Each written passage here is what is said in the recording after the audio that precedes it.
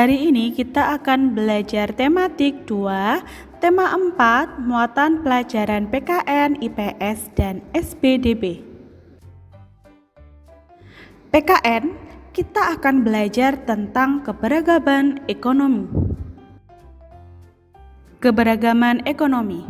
Di era globalisasi ini, banyak sekali barang-barang dari dalam dan luar negeri yang bisa kita temui. Masyarakat bisa memilih barang-barang sesuai dengan keperluannya dan tingkat ekonominya. Tingkat ekonomi yang berbeda bisa disebut dengan keberagaman ekonomi. Lalu, apa yang dimaksud dengan keberagaman ekonomi, Bunda? Keberagaman ekonomi berarti ekonomi tersebut bermacam-macam dan dapat dilihat dari berbagai aspek. Contohnya aspek peralatan dan perlengkapan hidup manusia, pendidikan, kondisi alam, dan mata pencaharian. Mengapa ekonomi setiap orang itu beragam? Setiap orang dilahirkan dengan perbedaan dari Tuhan, termasuk dalam hal ekonominya. Tingkat ekonomi juga disebabkan karena tingkat kemampuan diri, usaha, dan kerja keras.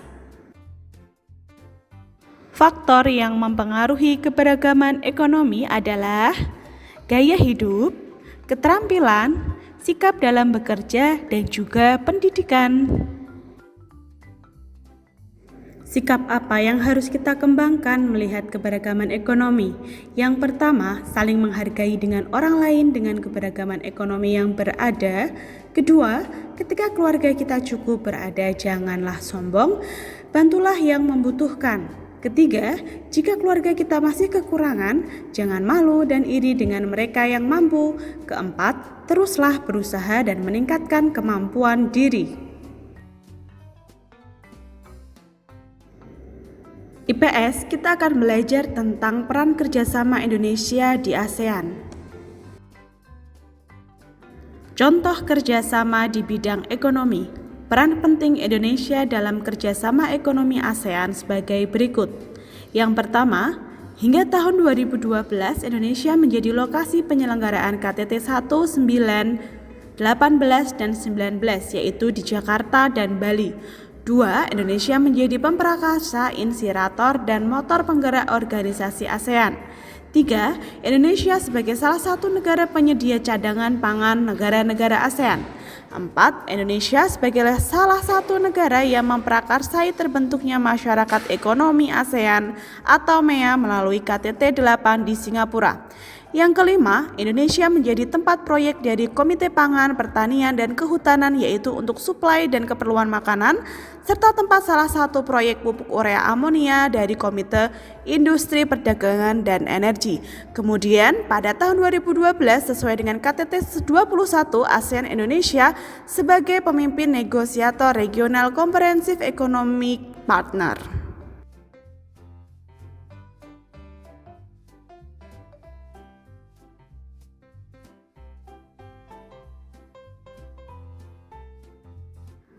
Peran Indonesia dalam kerjasama ASEAN di bidang sosial.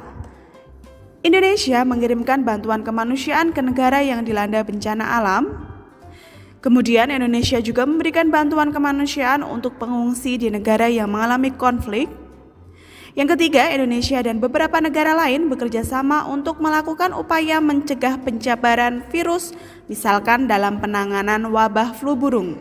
Dan yang keempat, pemuda di Indonesia berpartisipasi dalam ASEAN Foundation Model ASEA atau ASFAM untuk mempelajari proses pembuatan keputusan dan saling menyampaikan permasalahan negara masing-masing.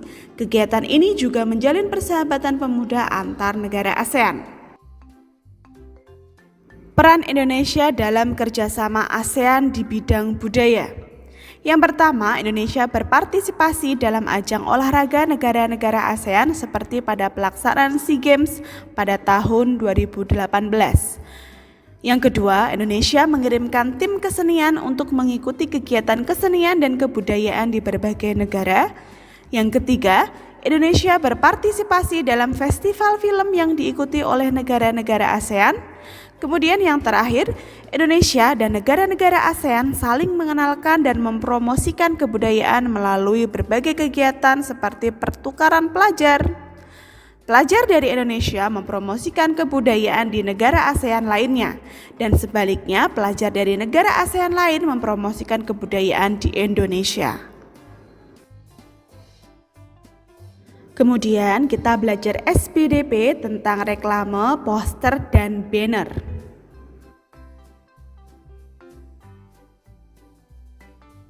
Reklame dibedakan menjadi dua, yaitu reklame komersial dan reklame non-komersial.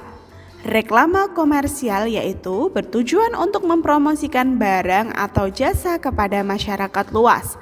Kemudian reklame non-komersial bertujuan memberikan penjelasan, pemberitahuan, ajakan, atau himbauan agar masyarakat melakukan pesan dalam reklame yang bermanfaat bagi masyarakat luas. Biasanya dilakukan oleh instansi pemerintah atau lembaga sosial.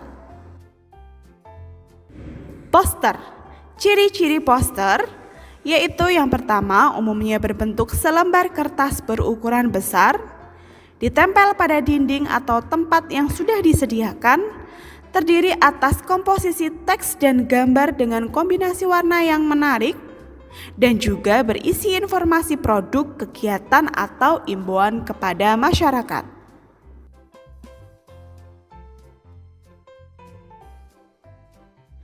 Banner. Berikut adalah contoh banner. Banner bertujuan mempromosikan suatu produk, biasanya diletakkan di depan toko, disangga menggunakan besi. Nah, sekarang tugas anak-anak adalah silahkan kerjakan worksheet di e-learning sekolah teladan. Sebelumnya silahkan unduh dulu worksheetnya ya.